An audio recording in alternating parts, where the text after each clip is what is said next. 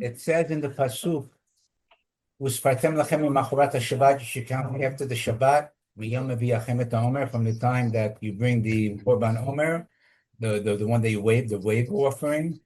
Sheva Shabbatot, 7 weeks. Tmimot, complete weeks. Tiyena ad machorat Shabbat, from after Shabbat, Ashvi'it. Tisperu 50 Yom, 50 days. Vikratem mincha chadasha Hashem, and then you can bring a new mincha for Hashem. Says the Chinuch. You have on the left English for those who are linguistically challenged. Sorry about that. Okay. L'spor Tisha B'Yom Yom Habat HaOmer, to count 49 days. That's the mitzvah. Shu Yom Shisha Asar B'Nisan, the day after Pesach we start. Shenemar Uspartem Lachem Machorat HaShabbat. HaShabbat over here means the Yom Tov, the last Yom Tov. Okay, there were some Tzadukim, not Tzaduk, but more of the wanted to learn the Torah specifically the way it said it after Shabbat. The Shabbat after, but we disregard them, the Kutim, and we do from the day after the final Yom Tov. That's when we bring the Omer. Haminyan hazechovah, counting the days is obligatory. Va'aleinu limnot bo yamim yom yom, we count each day. V'ken shavuot, and when we get to the weeks, we count the weeks. Shakatuv amatzis peru, hamishim yom, you count 50 days. And it also says, so that takes care of counting the days, like hayom yom echad laomer. Ve'amar gam ken shiva shavuot tispor lecha. Also counting, enumeration is also included to the weeks, because there's shiva shavuot. Ubeperush Abai, and Abai says in the Gemara explicitly in Tractate Menachot over there, mitzvah lemimne yomei, it's the mitzvah to count, to recall the day, and at the same time it's a mitzvah to count the week. So in the first 6 days, there's no weeks, so you're only going to say Hayom Yom Rishon, Hayom Yom Sheni. But when you get to 7 days and onwards, then you're going to recall also Hayom Sheva Yamim Laomer Shehem Shavua. There's different gisot, but and the like. That's when we're going to start to recount both. Okay, we're going to speak about it, are women obligated or not, in a little while. So Mishorsei HaMitzvah, the roots of the mitzvah, outside the pshat, the simple understanding. Lefi shekol ikaran shel Yisrael, the whole essence of Am Yisrael, eno ela haTorah, is the Torah that we got. Umipnei haTorah nivru shamayim v'aretz veYisrael, and Am Yisrael was created, and thus heaven and earth was created only for the sake of the Torah. Kamo shekatuv im lo briti yomam v'layla, if it was not from a covenant of day and night, and so on. Vehu ha'ikar, that is the principle and the reason. Shenigalu v'yatzu mitzrayim, we were redeemed from being slaves in Egypt for one purpose, Kadeshi Kablu HaTorah, in order that we should receive the holy Torah B'Sinai, V'kaimuhu, and that we should fulfill it. U'kamo she'amar Hashem leMoshe, like Hashem said to Moshe, V'zeh lecha ha'ot ki anochi shelachticha v'hotziacha et ha'am mitzrayim. This will be the sign that it is me that I am sending you in taking the people out of Egypt. Ta'avdun et ha'olim, the people will worship Hashem, will do the avoda ala harazeh. Uperush pasuk kelomar. It means to say, Hotziacha otam mimitzrayim yelecha od. There, coming out of Egypt will be a sign for you, shetavdun et Elohim, that they will worship me, ala harazeh. Kalamar, shetegablu et Torah, you should receive the Torah. Hi ha'yikar ha'gadol, shebishvil zeh hem nigalim v'ayat tachlitam, that is their goal, ha'tova shelahem, their good.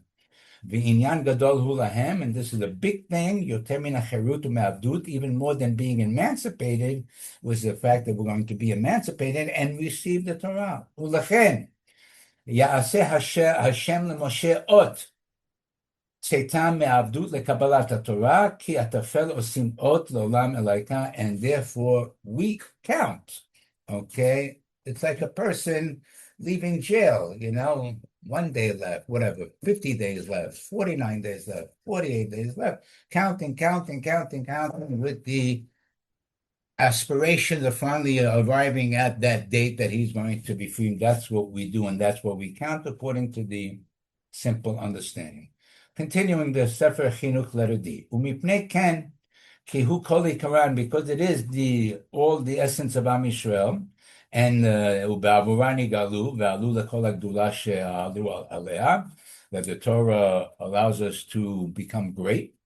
Nitztavinu, we were commanded limnot mimachorat Yom Tov shel Pesach, to count from the last day of Pesach ad Yom Nitinat Torah, until Shavuot, until the day we received the Torah. Leharod b'nafshenu, to instill in our souls hachafetz hagadol, the great desire, the endeavor to reach that day, that honorable day, at Yom HaNichbad, HaNichsaf, lelibenu, something that is entrenched in our hearts.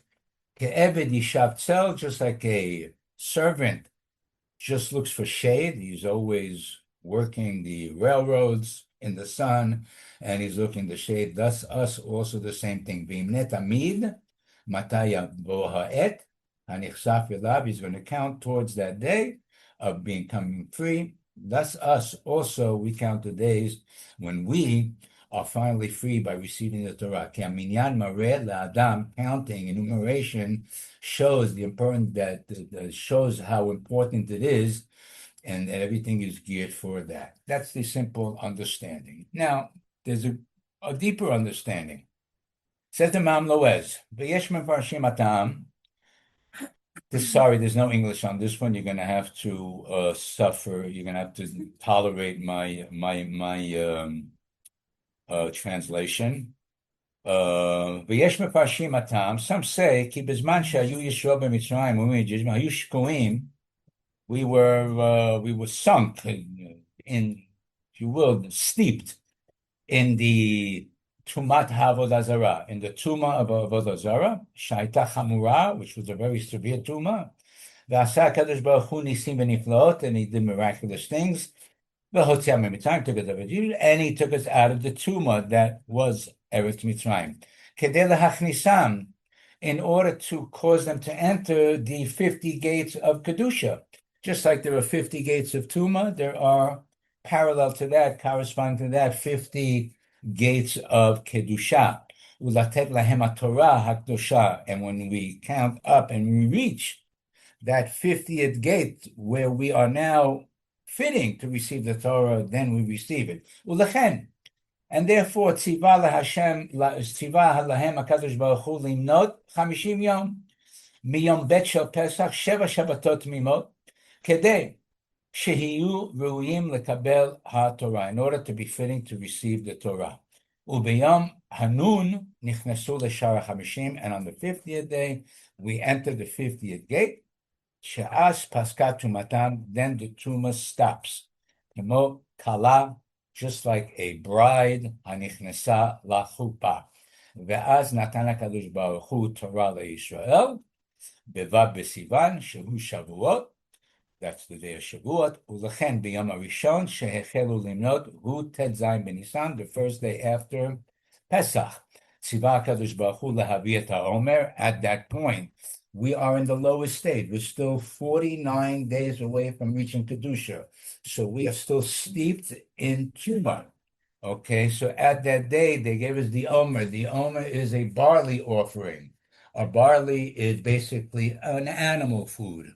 We also eat barley. Yes, we eat barley bread with this, but wheat is more of a human food. Barley, even though humans eat it, it's less considered a human food, more of an animal food, and therefore, since we were so steeped in the tumah, we were considered like animals. Okay, and then little by little we get out of there, and on Shavuot, finally, we bring the shtei lechem korban, which is made out of wheat, which represents human. We have gotten all the way from the lowest point of tumah to the highest point of Kedusha.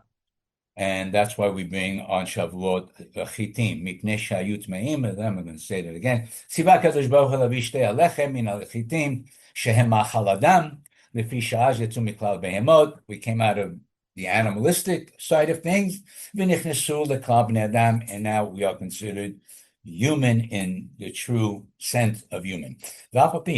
שהעניין הזה היה רק בפסח, מצרים, and even though that was only one time, well, we're doing Avodah Zarah all year long. Okay, I understand the real Egypt. We were really doing Avodah Zarah. We stick that. Okay, that was nice back then. Why should we do this every year? So, you have the mushy, fluffy answer.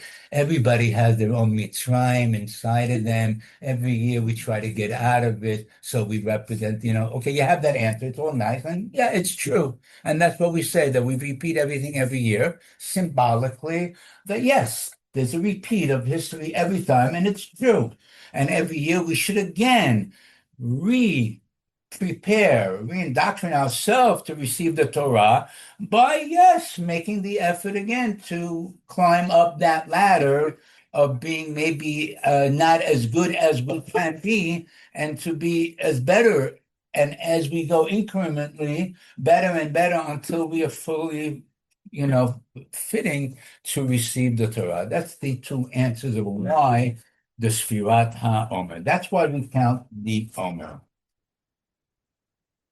Wow, everybody has their staples on the right, correct? Yes. My staple is on the left. That's so confusing. Because I made this so many years ago because I did like Americans. Now, my sons, I told this to the women yesterday in class, my sons were not proud of me when I put the staple like an American letter, Abba, אנחנו בארץ ישראל, שמים את זה פה. And then from then on, I started doing that, but I got the original. Now we can't see This one is worth a lot. This is like the original one. Okay. So like now, I almost ripped it because I'm like that. Okay.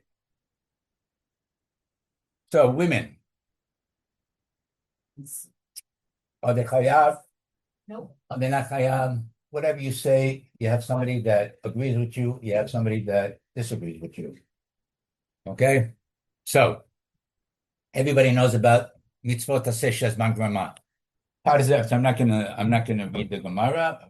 That's the Gemara, the source for the idea of that the mitzvot aseh shehazman grama, positive time-bound mitzvot, women are exempt from. Okay. Anybody know why? I mean, don't we have like equality? And between men and women, shivion, as they say in Hebrew. Women are higher. That's what they teach you at MRC. That's what they teach at MRC. They're very, very smart. We don't want to offend the women. Now, what would be an offensive perush? They need to put the kids to bed. They need to put the kids to bed. They need to get the kids out of bed. They need to make sandwiches for their hubbies. They need to do laundry. They need to make a panasa so that their husbands can learn. They need to do everything. And therefore Hashem was merciful on them. Okay, you got so much on your plate. I'm going to putter you from mitzvot aseh shezman grama. Yeah. Okay. So that's the less political correct way of saying both are correct. Rabbi Hirsch, I put him in English on the bottom. You can read both of them and glance at them. Rabbi Hirsch, remember, was in the time of Haskalah. That's already like women's lib. You're not going to say the Perush of Kayla to those women in Germany when they want to in the Enlightenment, and you say, no. We're going to give Tova's Perush. We're going to give Tova's Perush to attract women and to bring them into the fold, or not to leave the fold. Yeah. Also, but that was like the roots. That was like the shorish. Yeah, it started with like Virginia Slims smoking. Yeah, that was the original. There were cigarettes in the United States when smoking was not a big deal. Okay, many people smoked everywhere, and the women were very, very, very had a problem that cigarettes were only like manly, like Marlboro, the cowboy with the horse and the cigarette, and there were no like women's cigarettes. So they made a cigarette called Virginia Slims. Later on, you can Google it. Virginia Slim cigarettes were long and skinny and for women, specifically more elegant, for women. So now men were equal. So yeah, that was really women's lib later on. Yeah, so those are the two main reasons. Questions, not about cigarettes. In terms of women being not obligated for time bound mitzvahs for the reason that they have to take care of their kids, why wouldn't it be that we're obligated until we're married, and then once we're married, you're no longer obligated? No, once they said, then they don't make distinctions. Yeah, lo plus. Okay.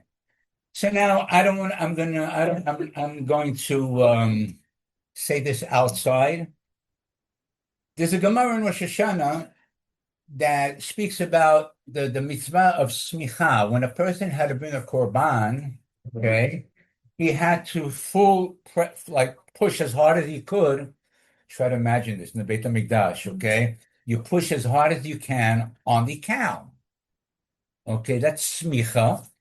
And that would be part of the procedure for the offering of a korban chatat.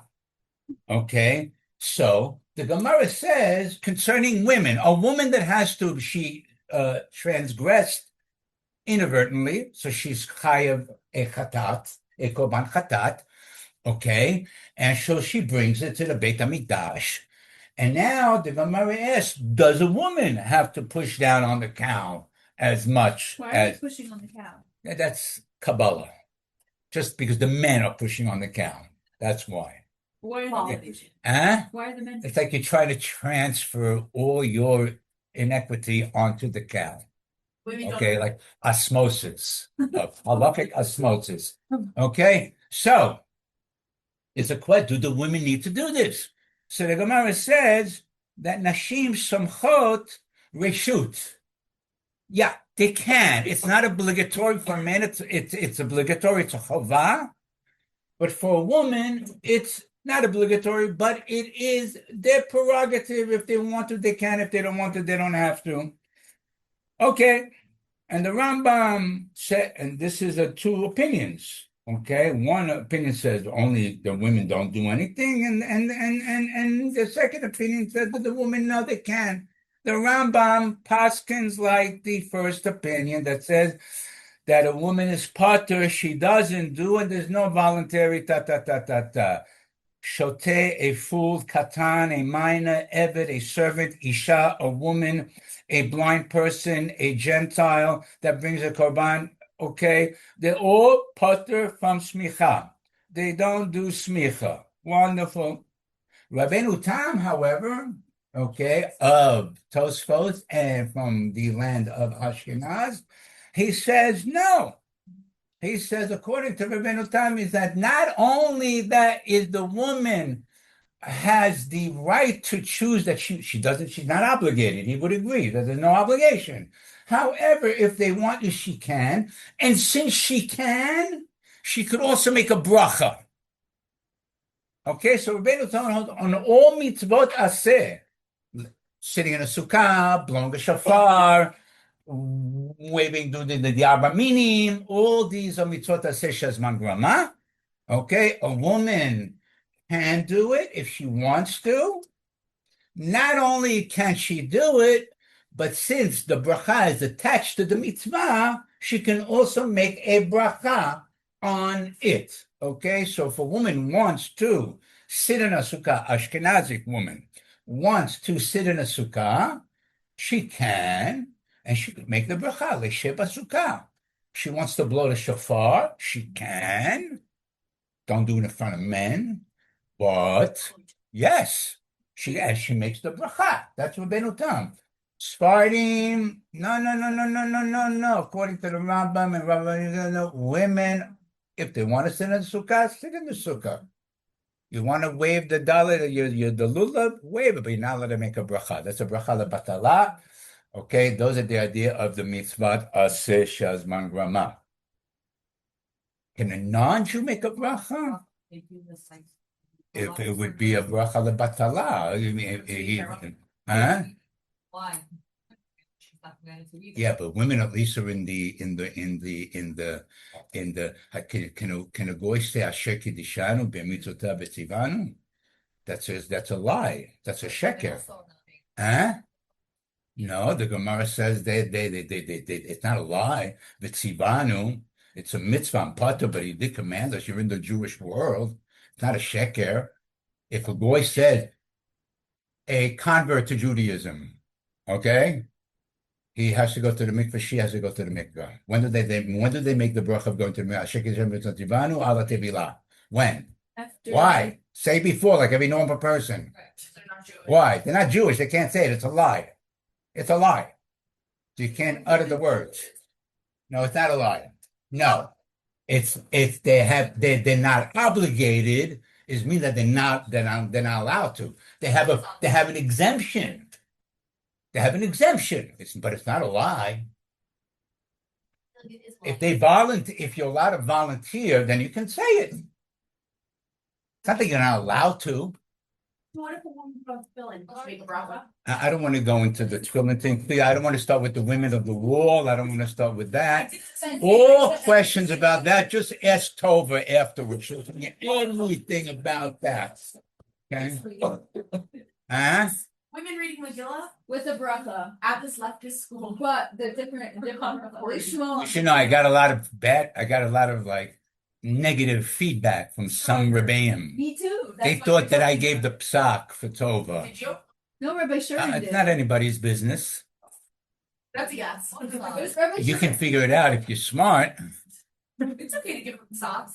No, because you have to know when. I know very well my jurisdiction, and I know very well, when to hold them and when to fold them. Okay. Just tell them it was Rabbi Okay, Sherman. so Yeah. Tova asked me one thing: can I borrow your Megillah? That's all she asked me, and I said with pleasure.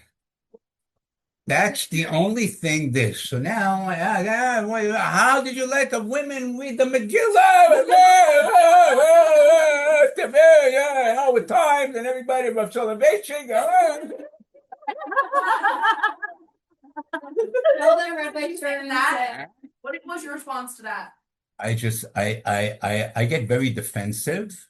My first reaction is, and I've tried, and I realized that I get like a little bit defensive. Like, I said, I didn't give a psak. I just told her that she gave him Megillah. I didn't want to say. I knew who gave her the one. I was pretty sure. Say. Huh? You should tell them. So what are they gonna do? Oh, like. Yeah, I know. No, I didn't want to. I said, should I say it? I'm not going to say it.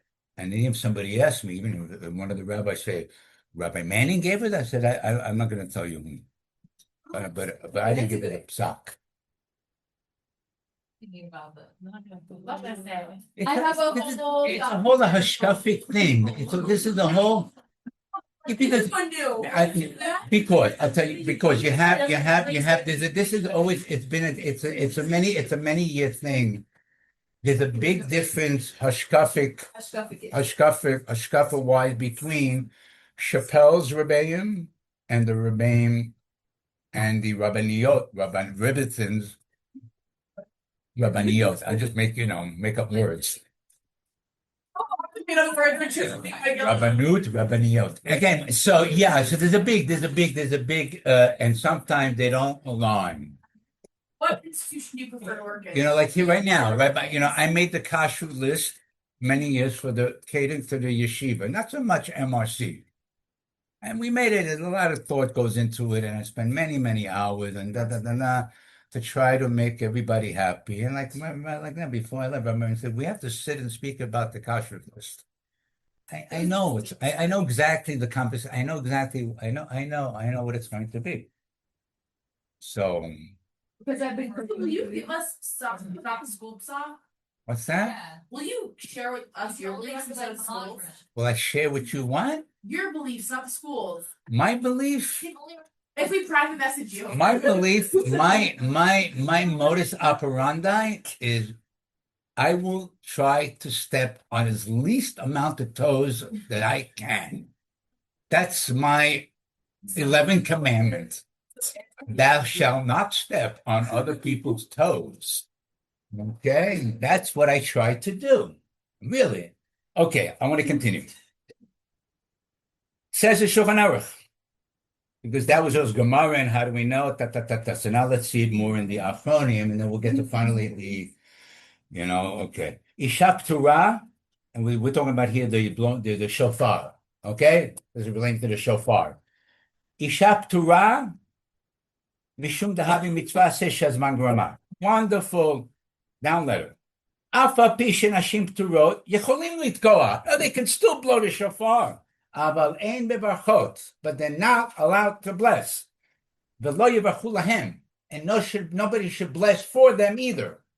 So, a Sephardic woman who wants to fulfill a mitzvah Shazman Grama can do it without a bracha. One moment, questions until the end. Okay, H.I.J. left. The Ramah says, now representing the Ashkenazi women, okay, world. The Haminhag, and the custom has evolved that Hanashim Mivarchot al mitzvot aseh shehazman grama. Not only can they volunteer, but when they volunteer, they can also make the beracha. Ken gam kan mevachot le'atzman. They could also make a bracha. Wonderful. Continuing. No questions yet. Now we're talking about. Okay, let's read. Mitzvah zo al kol ish miYisrael b'kol makom u'bechol zman. Okay, we're talking about the Omer. V'nashim va'avadim, women and slaves.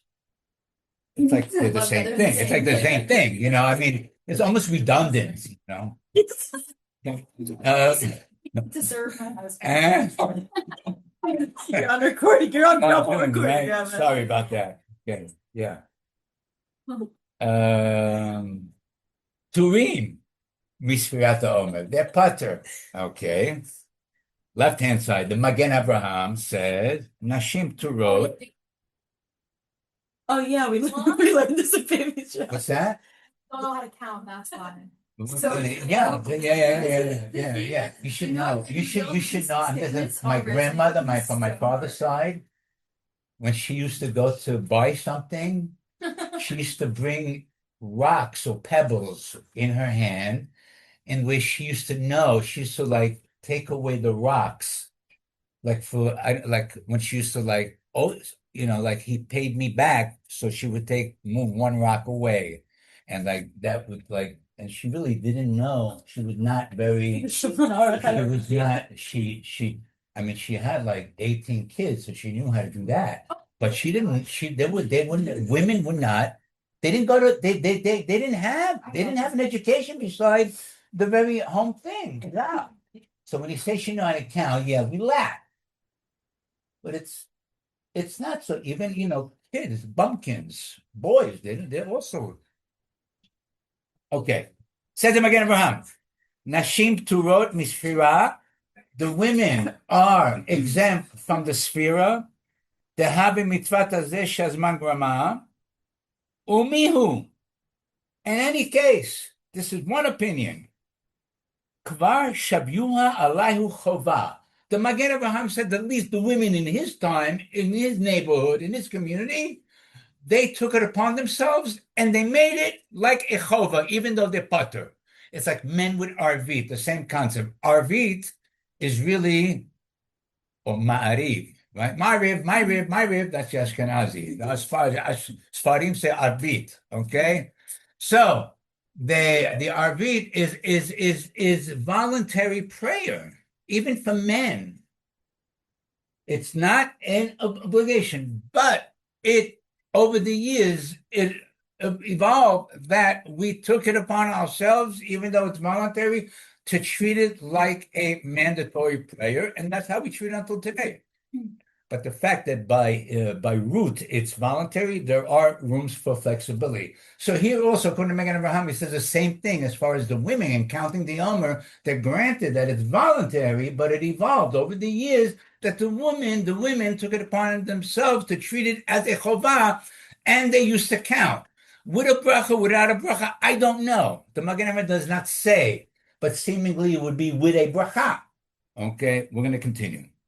Said the Mishnah Berurah in letter M. Nashim v'avadim pturim mitzvah zo, dehavi mitzvah se shel grama, because of Magen Avraham, miu gvashav yoleh chovah, and it seems to me now the Mishnah Berurah says, wait, where I live, the Chafetz Chaim says in my communities, okay, lo nahagu nashim klali sport.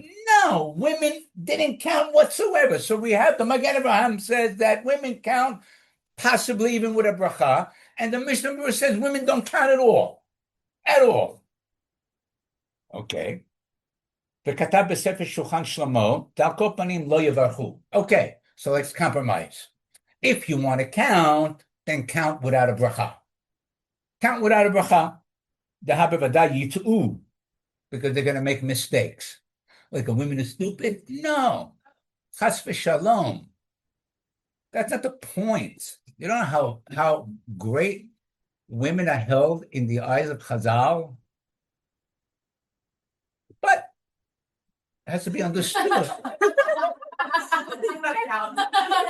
But if you want to stay married, be quiet.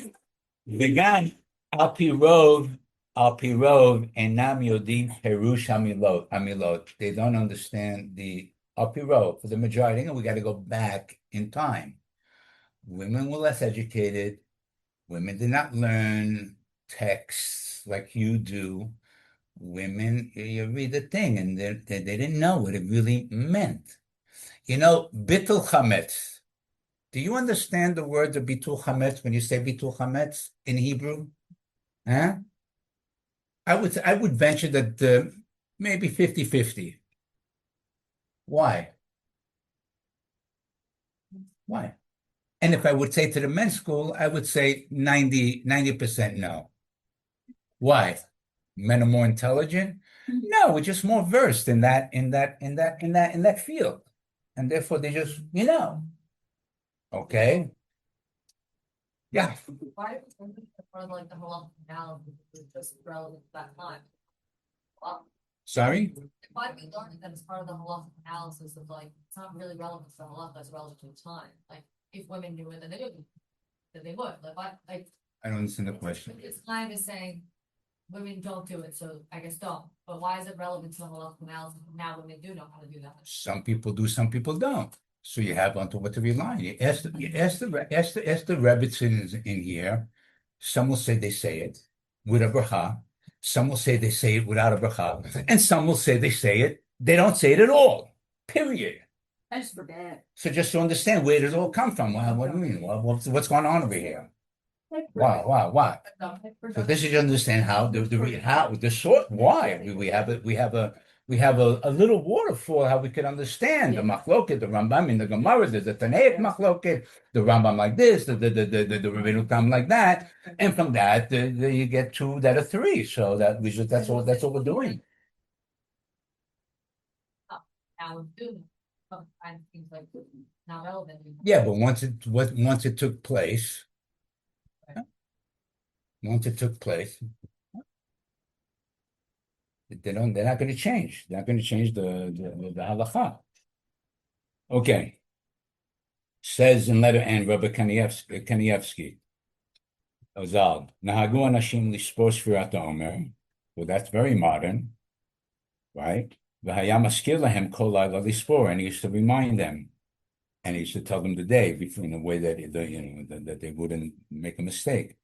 On the other hand, Rabbi Oibach, Zal, also very, very modern, okay, Lo nahagu hanashim lishpor Sefirat HaOmer. So you have both ways. Is it conclusive? No, there's no conclusion. That's okay too. It's legitimate not to have a clear conclusion. And Rabbi Vadia says, כתב בפרי מגדים, שאפילו להרמה שפסק רבנו תם, דרשות לברר עלולה בשופר, זה רק במצווה שיש בו מעשה. So he has a problem to make a mitzvah. Over here, there's no, you're not, it's a mitzvah that there's no perulah, there's no action to it. It's just, you're just saying, Hayom, Yom Echad LaOmer, Hayom, Yom Sheni LaOmer. You're not doing anything. So because you're not doing anything over there, okay, he has a problem with that, and we're not going to get into the very, very subtle, but he says because of that, then the Sephardic women should not even say the Omer, even without a bracha. Do not say Hayom Yom Echad Omer. That's Pesach Yom. Okay? Why is too much for this class? Another time I will try to explain why. I want to continue with the Minhagei HaOmer. So we are noheg, unfortunately, within this 49 days between Pesach and Shavuot, there were 24,000 pairs of the great Talmidei Chachamim Rabbi Akiva that perished because they did not honor one another. And because of that, the great, these are Tanaim. We don't understand what Tanaim are. There's a tremendous catastrophic loss to the world of Torah, and therefore we mourn until today. Okay, this loss, and therefore there is a part of the Omer. Typically, according to the Shulchan Aruch, and for Sfaradim, it's from after, people to say it's after Pesach. At the end of Pesach, that's when really, the Omer starts already before, we start counting on the first day of Chol HaMoed. After the first day of Pesach, we start counting. But Chol HaMoed, we don't act like an Avalut. You can listen to music, whatever you want. But when Pesach ends, okay, at that point, we start the mourning period. Now, because of the Moroccans, okay, we wait another day because they do Mimuna, and everybody does Mimuna. Okay, Mimuna. Oh, you never been to a real party. It's A lot of house 2 blocks away, and It's like crazy. Now because of the war and all that's everything is a little bit down. So we really start a day after that, okay? But the day after Mimuna, okay, then we start. So that's the general minhag, and that starts typically for the Shulchan Aruch, it's until Lad Ba'omer, not Lag Ba'omer, Lad Ba'omer, the 34th. Lamed Dalet, okay? At that point. So weddings, Sephardim typically, like if you don't get married before Pesach, you're going to get married at not Lag BaOmer, Lad Ba'omer. The 34th day of the Omer, Lamed Dalet, Gematria Lamed Dalet. 34th day, okay?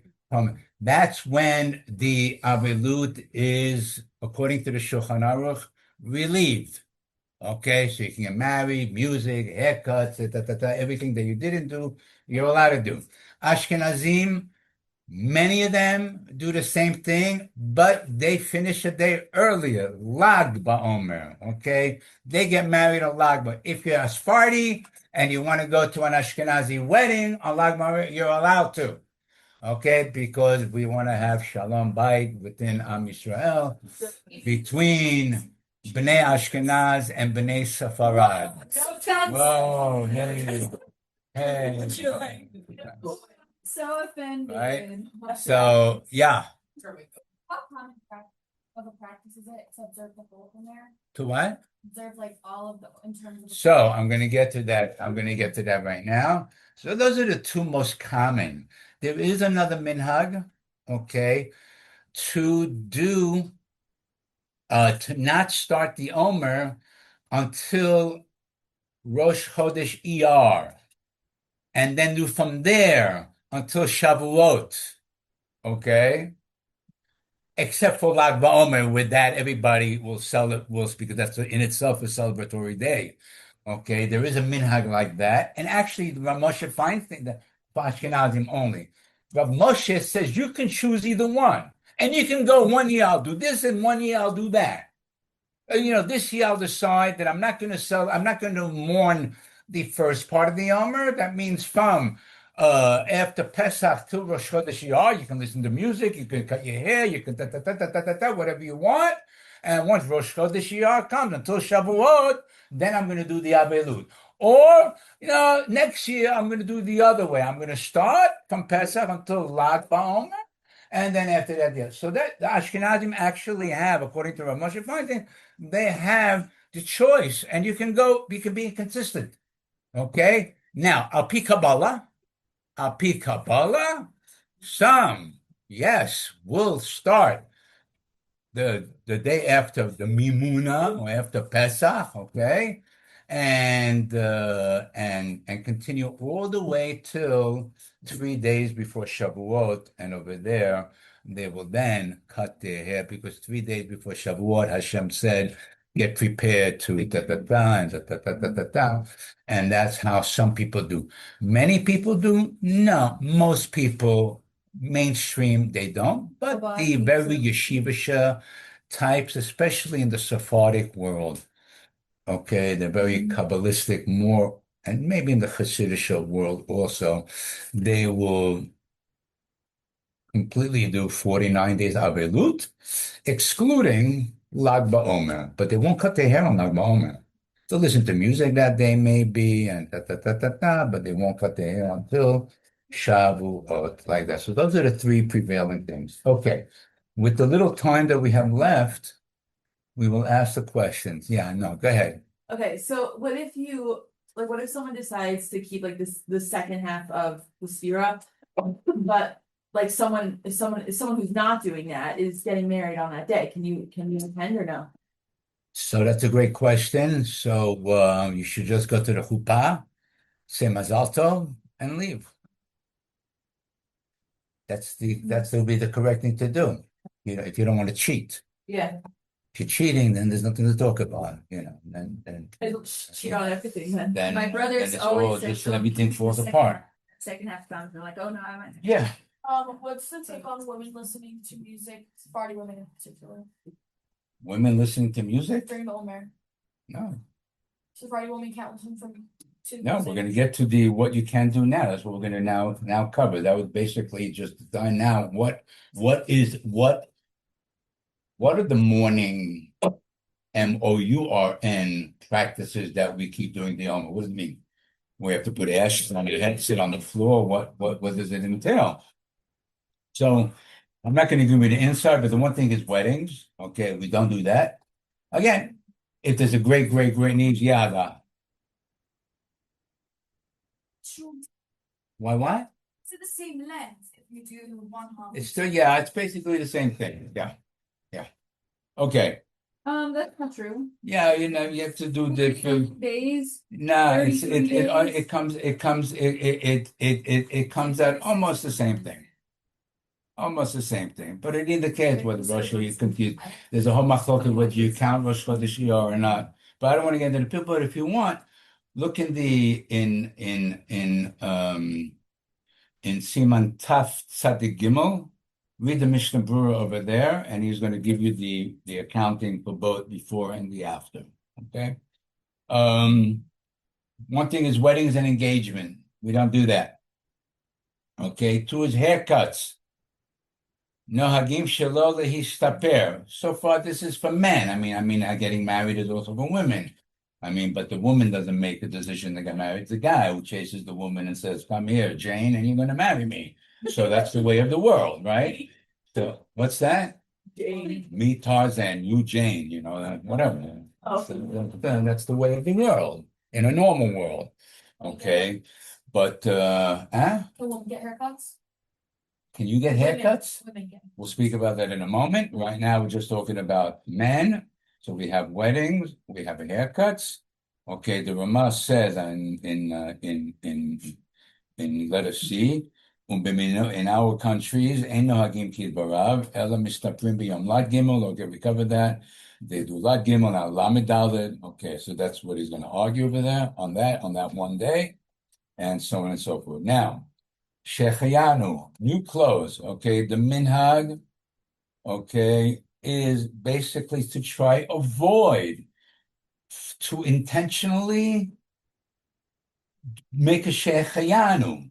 Now, if the fruit is not going to be around, if you don't buy now and make a shechayanu, then yes, buy the fruit during the Yom and make a shechayanu, because otherwise it won't be found afterwards, and you're allowed to.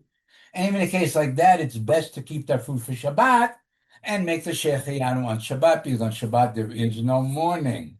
Okay, buying clothing, okay, that requires a shechayanu. Also, you should not, that's not the time to buy. Now, today, clothing that makes shechayanu are I don't want to get into the halachot of shechayanu, because we will never leave, but basically really only like a Shabbat gown, a Shabbat, we don't make shechayanus on sweaters, on pants, on shoes. Nobody does shechayanu on that anymore.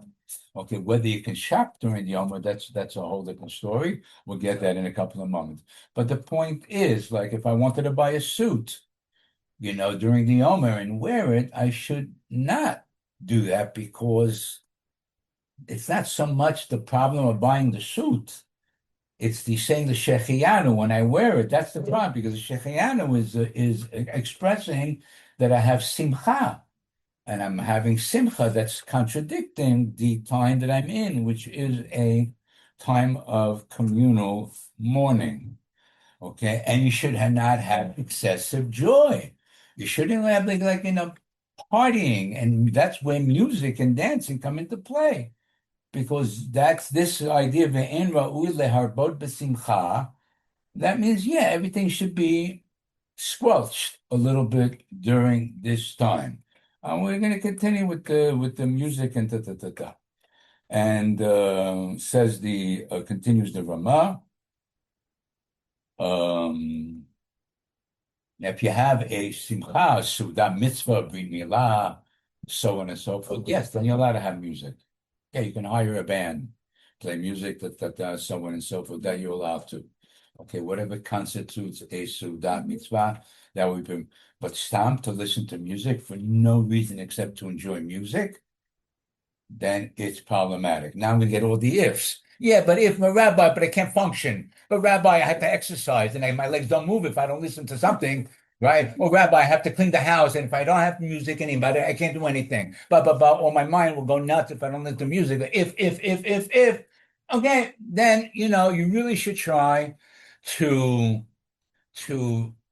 function, train yourself how to actually function without music. It's like not impossible. It's like maybe difficult, but you could actually. Did you ever try for one day to put this down? I did. I did. Because it's not Shabbat. That doesn't count, because Motzei Shabbat you're trying to get on. One complete day, 24 hours. No. Whoa. Out. Have you done it? I've done it. Tell me about My it. wife kills me when I do it. That's What? Try to call you. I mean, what happened if you would have married 40 years ago? Well, you wouldn't have been able to got me. I don't answer my phones a lot. I know. I just leave it. I don't like it. And I purposely do it just to show that I can. Sure. So music also, can you go without music for? I don't remember the last time I listened to music. My wife, before she got married, I met my wife a couple of weeks after she finished the year for her father. And she told me my wife was really into music. So she said when her father passed away, and Sephardic were really machmir with music for mother, they don't listen for a whole year. Music, the whole year, no music. And there's no background music is allowed for exercise. There's no music in the Sephardic world. There's no music, period. There's no heterim, but I need to exercise, but there's no such thing like that. She said her rabbi was Rav Mordechai Eliyahu, Zichrono Livracha. she wrote him a letter. He used to see women, but then he said he only accepted notes. So that was it. She wrote a note. Hi, I am now I have now to spend the year. My father passed away, and I understand that I can't listen to music for a year.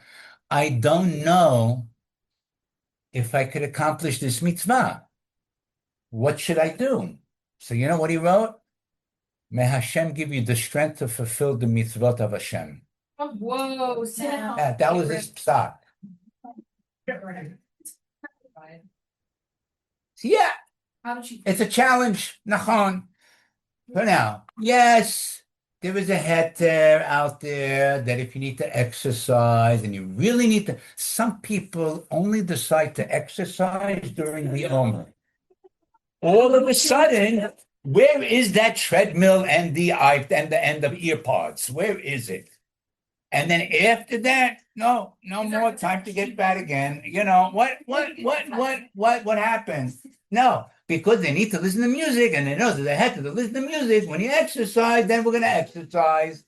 You have to be fair with yourself. If you truly exercise all the time and you really, really need to, to get the body moving, okay. Yes, there are those who allow to listen to music. If you can listen to a cappella instead of, instrumental, okay, and some allow like drums in the background, boom, boom, boom. That's like almost acceptable. Okay, the different approaches of that. The a cappella, the barbershop quartet without the instruments, like that, and they have a lot of that kind of music. You started listening to a cappella? Most would say no. No, because it's still, don't you enjoy it when you hear it? You have like 8 guys singing like harmony here, there. It's really great, right? Crazy. So in any case, sorry? Again, but that's with instruments. So with instruments, everybody will agree that it's asur. Now, if it's for this, look, if there was a taxi driver. There was a taxi driver, and so I think Rav Shomer Zalman Auerbach, he was an Avelut, and he went with his Shomer, the guy, the buffer, and the taxi driver was blasting like disco radio on disco. You know what disco is? Yeah. Okay. Okay, whatever. And he walked in, and he was in his 7 days of Avelut. He had to go. He had 7 in his shiva. And the bacher said, "Shaitam," he goes, "No, leave the music on." Yeah. So afterwards, they left the cab, paid him. He said, "This guy, he can't function without music. He drives a cab all day long, 18 hours he's driving. He can't. It'll be like a sakana for him without music." And then so on and so forth. So if you're really a person that you need to work for 12 hours. If you don't have that background music, you're going to lose your mind. There's a heter for that, but you have to be fair to yourself. You have to be true to yourself. Because only you know the truth and him.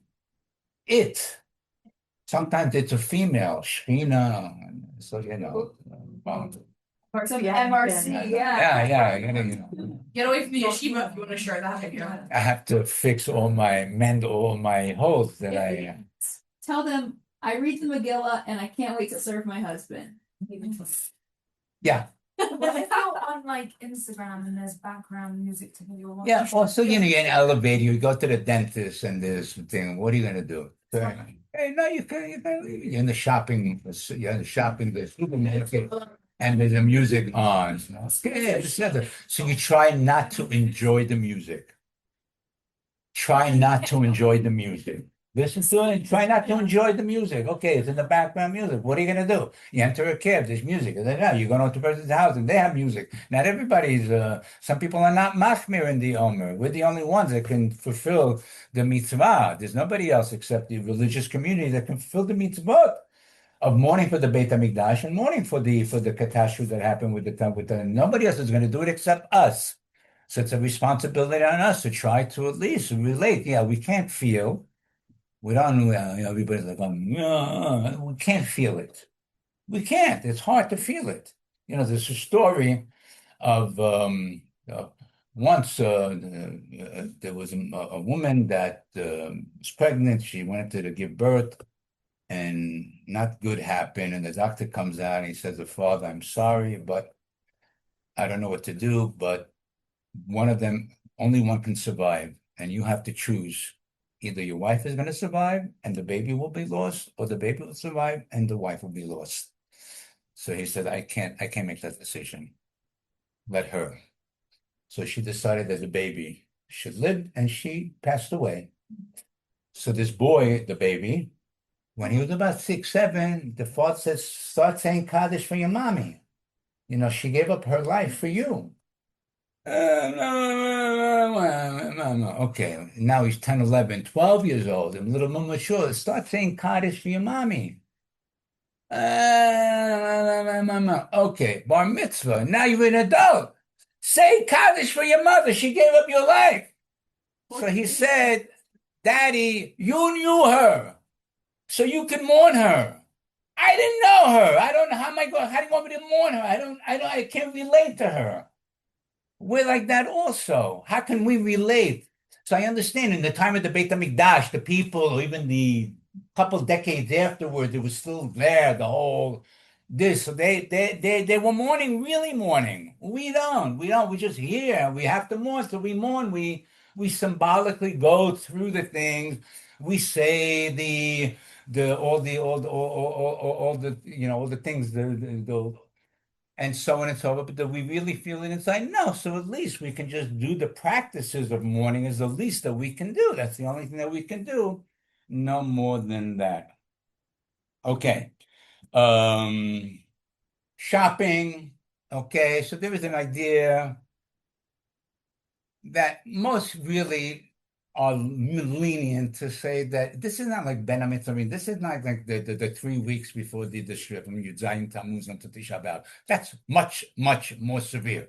Over here, many write that there is no minhag whatsoever not to buy things on the Yom. Okay, don't buy things that you have to make a Shechiyanu. You can buy things that make a Shechiyanu, just don't make the Shechiyanu. Leave it. You can buy a suit and leave it in your closet until after the Lag BaOmer or Lag BaOmer, and then make a Shechiyanu then. Okay, especially you will find now all of a sudden sales everywhere.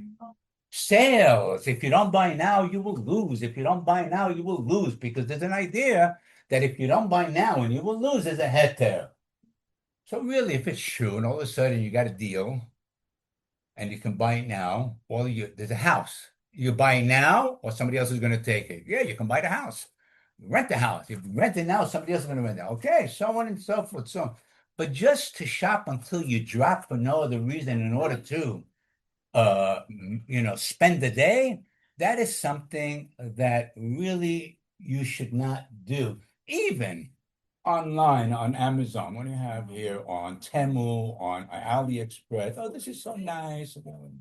Put in the basket. Okay. Oh, avoid that. You really need something? Buy it. You're allowed to buy. But just for the sake of shopping as an activity, that's something that should be avoided. So that's the least that we can do in order to just relate to the catastrophic thing that happened of losing 24,000 pairs of Tanaim. They were Tanaim. We don't know what a Tana is. The donkey, the Gemara, the Amoraim in the Gemara called themselves donkeys. That's what it says in the Gemara. The Amoraim called themselves donkeys in relation to the Tana. That's an Amora. What are we? A monkey's uncle. We're like nothing. So we don't realize this because it's not tangible to us. So like I said, we can at least try to follow the best that we can, the halachot, lessen in the simcha, lessen the music, try not to listen to music. Yeah, it could be challenging, but when you do it, there's a sense of fulfillment if you can actually do it, and then the rest you can be normal. Haircuts, women really should not cut their hair either. Some actually do allow. If it's for a date and all of that, then for sure you can do that. Yes, absolutely. But just for the sake of going to the hair salon, just to like to make da, unless you have a bar mitzvah and this, but that, some do allow, but most would say that's not the thing. Get like Dafka, the beautiful nails, that my daughter has like these resin epoxy things like that. So do it less at least, do something different than usual.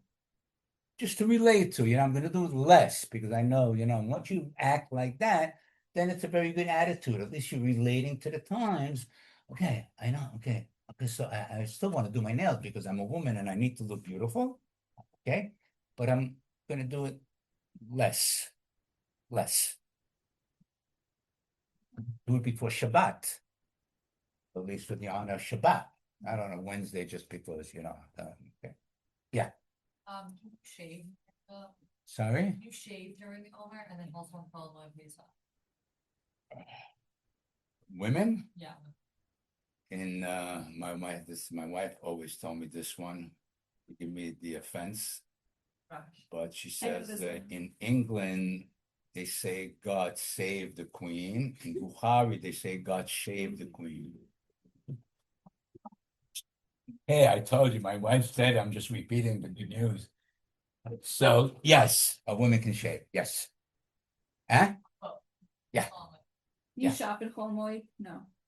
Right. Yeah, Chol Moed, cutting the nails, you sit down, Ashkenazim minhag is to, for the mikveh going, there's nothing to talk about. A woman can do whatever she wants, whatever she needs to go to the mikveh, On Chol Moed, cutting the nails, okay, that's a problem, even for women on Chol Moed, the Ashkenazic women, not that Sephardim.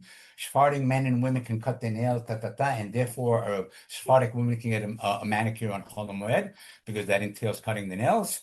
Okay, even shaving the nails is considered cutting the nails.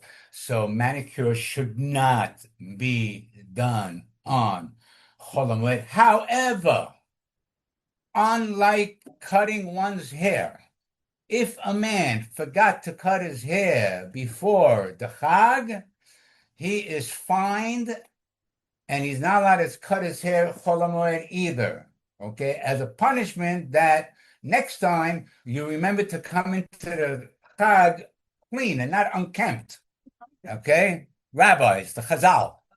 Okay? However, with cutting the nails, that if you cut your nails a little bit before the Chag, okay, so you related to the Chag, you wanted to come in nice.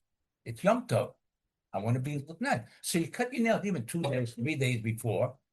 Now you have a heter to cut during the Chol Hamoed also. So if you took a manicure 2-3 days before Pesach, you can do another manicure during Chol Hamoed. But if you do not do a manicure before the Chag, then you cannot do a manicure on Chol Hamoed if you're Ashkenazi. Okay? For Sephardim, cutting nails is not a problem. Okay. Have a Chag Kasher v'Sameach.